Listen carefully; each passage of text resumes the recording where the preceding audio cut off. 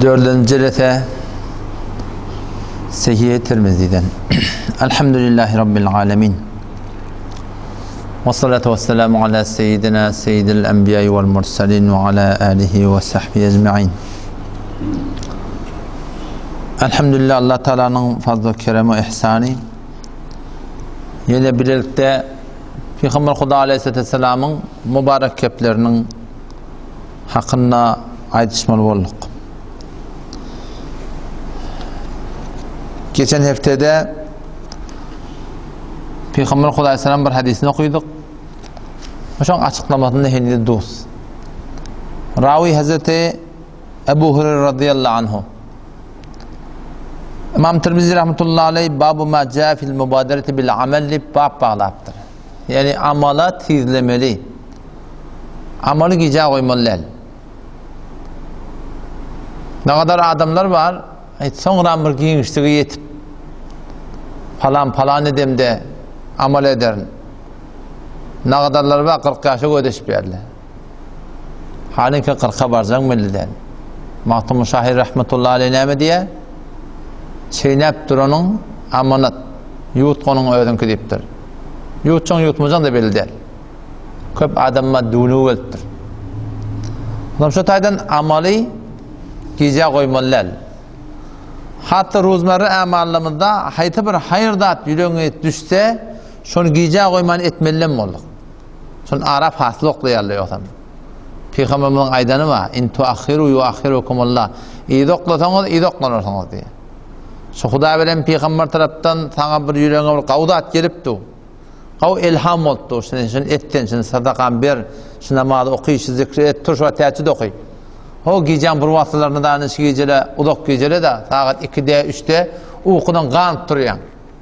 Şunu Hudayım verdi de şu turunu yalvar oturdu doğa et. Öğüt hakkında, hanıvadan hakkında, dünya hakkında, ahiretin hakkında, kabrın hakkında, familyen hakkında, ötönülen geçelen hakkında, taştevren hakkında doğa et. Şu Huday Teala verip duğa şunu kadir bilmek gerek. O zaman Peygamber Huda Aleyhisselam sağda ayıttı ki badiru bil a'mali seb'an. Amallara tizlen. 7 zat evde bolsa bol amali, 7 zatın başında gelse gel amali. Vel avval qnamli ki hal tentezirun hal tenzurun illa ila faqrin munsin. Bir gariplığı ödeşiyartınız ki o gariplığı ki yattan çıkarıyor. Garip günün var ya bir gariplik çaya. Baylığına kalması kıyın, garipliğine durması kıyın, eğer Huda etlemesin. Allah Teala'nın sonra ol baylığının etek düşüyor. Köp adamlar şu an camada var. Ağır ortam falan kesip yerler. Sonra bala payım oluyor. Sonra ortam malakayım. O camada tevzi alınır. Ortam var edafa adam de. Allah Teala beyt yaşayıt ya de ortam var falan ağat ya de. Huda şu da yanlış şey dedi. Bot birin o da hiç çarkalıp burada dedi. Huda Teala o Teala giyinişlik verecek olsa ödülünde. Daran diyen açıkta o da ödülünde. İnna Allah yebsutur rizqa limen yeşâ ve yaktir. Beşek Allah Teala her kime etlese nimet ye. Giyinişlik veriyor. Her kime etlese daran diyen sırrı gafar diye. O Huda Teala'nın işi. Rahmetin gurrun der o. Rahmeti ve dakikata hem adam rahmet çekiyor.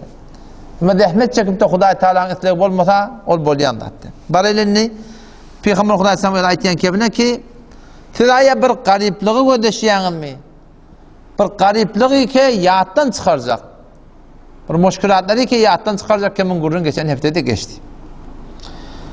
Ev ginen mutgin niyatı bir baylığı ödeşiyanın, intizar çekiyanın ki baylığı ki insanı yoldan çıkaracak. Baylığı ki insanı yoldan çıkaracak. O giyinişlik bolanla mescide gelecek. Köplük bota mescide gelecek. Falan işin bitti mescide gelecek. Falan da falan edecek. Hacı gittim sakkalı koyacak. O ayende de ödüm diye Hudayı doğurduracak dedi. Ayenden muhum da gelecek gelmeyeceği belli. İşte da geçen hafta bir söz verdim. Bir sahabi bolup yaşap verilmiştik, yani sahabi bolup dünyadan geçirilmektir. Sahaba deyip Peygamber Huda Aleyhisselam'ı görüp iman getirip imanına giden adama sahaba diyorlar. Bir adam ki Peygamber görüptür, iman getiriptir. Yoldaş da bolupdyr. Emma iri harap bolupdyr, ona sahaba diýilmeýär. Ona munafyk diýilýär. Şolaň biri Ta'lab bin Hatib diye. İki adam mı? Hatib bin Ebi Belta'aba, o muhlis sahaban biri. Biz Ta'lab bin Hatib. Bir garip adam. Medine'de yaşak gelip ya. Bir bolar olmadı günah soğuk geçiyor. Bir kısaca geçti var mı? Şufarım değil, hem bir garibin biri. On bir gün bir Peygamber Huda Aleyhisselam'ı ya Resulallah, sen bana bir dua etsen, ben şöyle daran diyelim. Günah son doğru geçene yeter yetmez. Peygamber Hudaysam ona netiqat veripdir. Adi keten şükrüne de edilecek bolsan, şu qavraktır ki kani keten ne şükürlüğe sebep bolsan, şükrüne de edip bilmesen, şununa şükret deyipdir Peygamber Huda Aleyhisselam'a. Onun lakabı müştik Kebuter Mescid. Şu sahabanın lakabı, bir kitapta okudum, Kebuter Mescid'miştik. Yani hemişe mescid demiştik da. Veya şu atın hemişe mesciddeki cahine hemekten evunçaya gelip, giyişten gidip, o mescidin kepteri olur hemişe. Mescidin üstü kesip ya, Kebuter Mescid lakabmıştık. Adam şondan Peygamber olsam yakın netiqatı veriyor, yok, bir kendi yüreğine bunu alanak, yine bir vatırak geliyor, yine şey diye. Ya sonra hemen dua et. Bana bir Hudaýlara genişlik versin, şüpharım sizlere. Peygamber olsam yine ona deyip, ben sana ulgudayım deyip. Peygamber Huda Aleyhisselam volttur sahabalar gelip ya Resulallah dua et diyende ben sana ulgudayım deyip koynan kaldırıptır diyor. Şu karnına daştan kalıyor Peygamber Huda Aleyhisselam. Şu daş, şu karın bir yıl taklaya da, şu karnın bir yıl taklaya. Şu karın boş olsa ama bir yıl durmuyor. O daştanıp bir yıl taklayarlamış işte. Ben sana ulgudayım deyiptir diyor sahabadan. Volttur sizce arada. O zaman yine de şoňa razy bolmaýar. Yine de bir wagt, yine de şu dua et ya Resulullah. Allah da genişlik bersin. Nihayetten Peygamber Aleyhisselam şoňa dua edipdir. Otam şu iki däne geçti. Azık malyna Allah Teala bereket berip köpelmäni durýar. Köpelmäni durupdyr. Häki 5 wagt mescidden galmayan adam ýuwaş-ýuwaş 4 wagta getdir. 3 wagta getdir. Geçi koyun köpelip var ya diyor. 2 wagta getdir. Ahırda Medine tığmaptır diyor. Şücre bir sır bolupdyr. Ne çirinsin? Allah berse kuluna getirip koyar yoluna diyor. Allah bermese kuluna hiç alıp kalmır puluna diyor. Allah berse doyumçuluk, benneti berse neme? Dadımçılık. Allah köpelçek diyenden sonra köpeltiye yani. Ona geçecek yok. Adam şondan bir Medine'den çıkmalı oluyor. Medine'den çıkıyor adam. Häki 5 wagt mescidden galmayan adam indi gelata cuma gelermiştik. Adam soňram zekat pardy oluyor. Maldan zekat vermeli. Yerden de atdan ne vermeli? Üçür vermeli. Yerden çıkýanda atny berýände üçür diýýär da. Berki atlara gydyl kümüş mallarına zekat edildi. O asli İslam'da da şey, keşit zekatı barb aliyallar. Halife-i Müslümin, kevati halife-i Resulullah Aleyhisselam öğri, berde halifeler, şu zekatı barb aliyallar. Ve şunu Allah Teala aydan yerlerini sarf ettiler. İnnemes sadakatu lil fuqara'i vel muhacirin. Allah Teala tekki sen sanaptır şurada. Şunlara vermeli, şunlara vermeli. Odan başı zekat pardolarında sahabalarımın yanında bariyarlar şeyle Peygamber Huda Aleyhisselam zekatın verdiği bayt. 40 koyundan bir koyun. Falansadan falansa şeyle. Bir iki taraf kefin beylek şeyler uğurlap ay bunun aşağı kafirden alınan adam yani işte cezye de yalaktım. Ne mi zekat deyip adam malını alacaktı. Ahir inkar etti. İnkar etti. Ben verecek etti. Şuna Peygamber Huda Aleyhisselam'a haber yetti ya. Helak boldu Ta'laba dedi. Ta'laba helak boldu dedi. Adam şondan karguzarda da gelip haber berýär ya Resulullah ola şey diýip. Helak boldu dedi. İyi diýenden özü ağlak getiriyor. Ki ya Resulullah şeýle men berjek, men zekatym al. O gelmeden önce ayet indir Kur'an.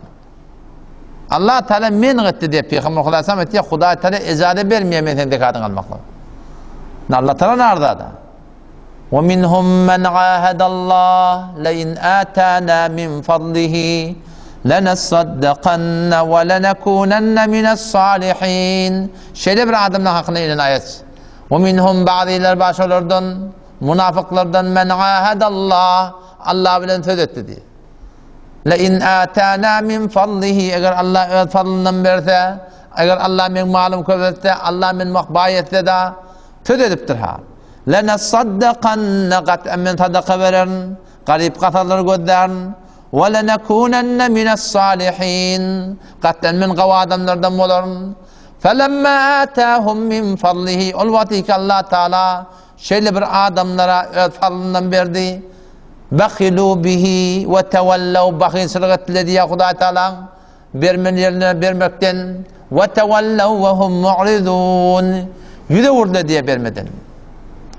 فَاَعْقَبَهُمْ نِفَاقًا فِي قُلُوبِهِمْ Allah Teala ökçeleştirdi, cahilleştirdi şunun yüreklerine nifakı, münafıkçılığı ila yevmi yelkavnehu ta Huda'yı mülaqat edince yani ölünce şunun yüreğinden nifak diye çıkacak. Bime ahlafullah ne medrekli Allah Teala benim vaadine hilaf etti diye. Sonra şimdi bela başına geldi.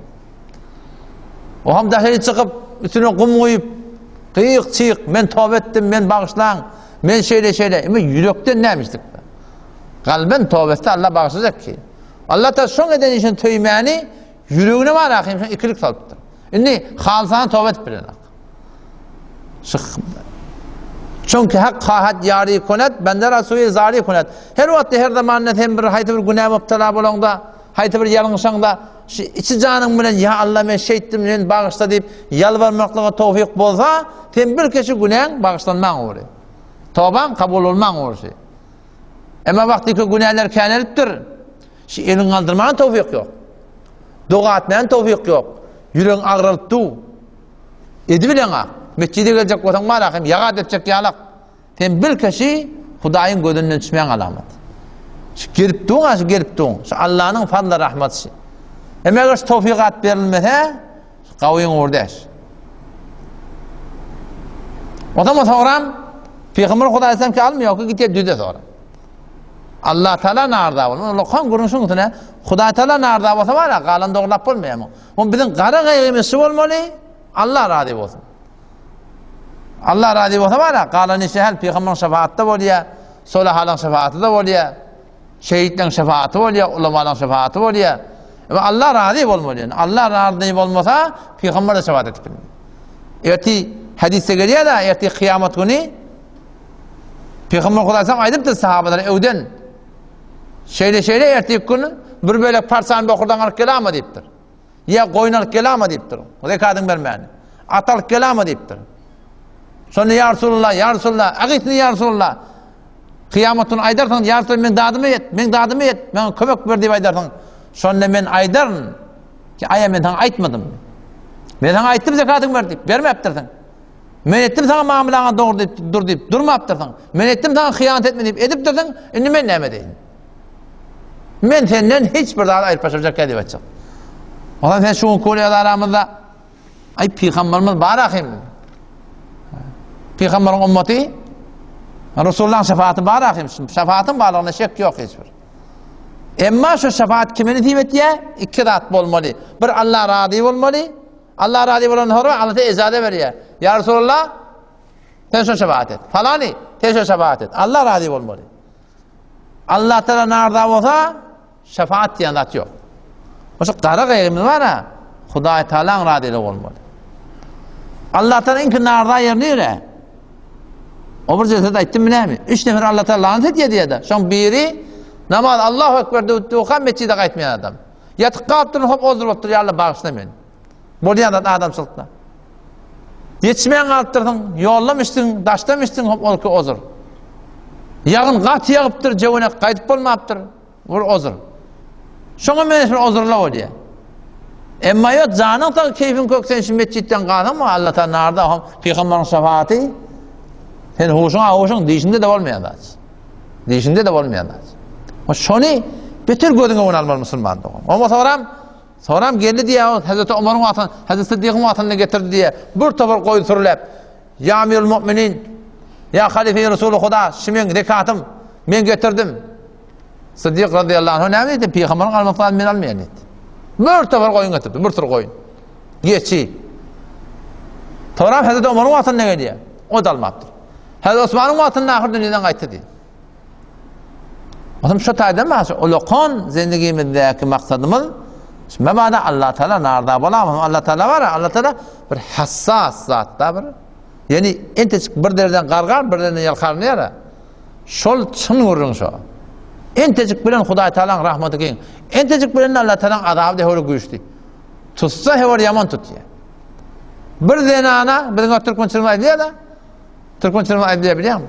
Bir zenana, fahişe denana, tereke denana, bir bariya kabir kuyun düğününe su içip duran hulada bir itte baş otada, şu itte orta tutap, bu da şu palçıqda yalaştırıp hayvan tutap durun, şoňa rahmet edip şoňa su verip durur, Allah için bağışlap durdu. Onun şundan deli tutsunuyor ne mi? Allah bağışlılık bağışlamalı. Buna hiç şek yok, hadisin hakkında görün yok. O taraftan hadis var yine de. O da bir denana hakkında, bir dene pişirden ıptır. Namaz zayinna, adamın hıtması zayinna. Hem de zayinna bir dene pişirden ıptır, gövermeptir. O da ağaçtan ölüptür. Allah da sidirekli de cehenneme akıttı. Bir derden qargar, bir derden yalqarını yenşi. Bir derden yalqarını iptir diyen Müslüman doğuş. En tecik soğabi işi, şundan şahit bağışlasın beni. Şahitçinden bağışlasın. Şunu etmektik gerek. Bir derden qargarını iptir diyen mi? Bu derkeden halanı işin edip, ay Huday bağışlasın, o bağışlamalı. Şu bir derden dinanlarını bağışlaptır, fahişe dinanlarını. Bir derden yalqar, en tecik soğabi işi yapışmaklık. Bir derden qargar, en tecik günah işini mebadaşından tutamasın. Mebadaşından tutamaz şundan korkup gelmektik gerek inşallah. O yüzden dünya Nisa'da Peygamber ne mi diye? Ay intizar çekiyenler mi? Şunu ödeşeyen mi diye ayttığı ki bir ginen mutgin bir baylığı ki seni gumrahiye çekiyor. O zaman şu taydima Müslüman doğun dünyanı Huday Teala'dan ya Allah bana ber deyip dilemeli. Ya Allah ber ne mi hayır olsa sen kavulayan? Bayetten garip ettin Allah. Hemen kat ki Allah men halka elimi sermeyin. Günün olsun beter dağdan diyelim olması var aylanıp dursa ya Allah men radi. Ya Allah ne emetten koyadın kavulayan? Kavutu şey. Ya bundan ne beret diyecek olsun ya Rabbel Alemin. Ben berimli olsam beretim geliyor ya Allah baylık bana gerek. Eğer berimde verecek olsan ber. Şu tevfikta bana bolacak olsa ber. Yoksa verme ya Rabbi. Şey deyip dua etmek. Çünkü bir adam şu dünyanın maksat tutunup da dünya bilen mi olsa on barcak sayı cehennem.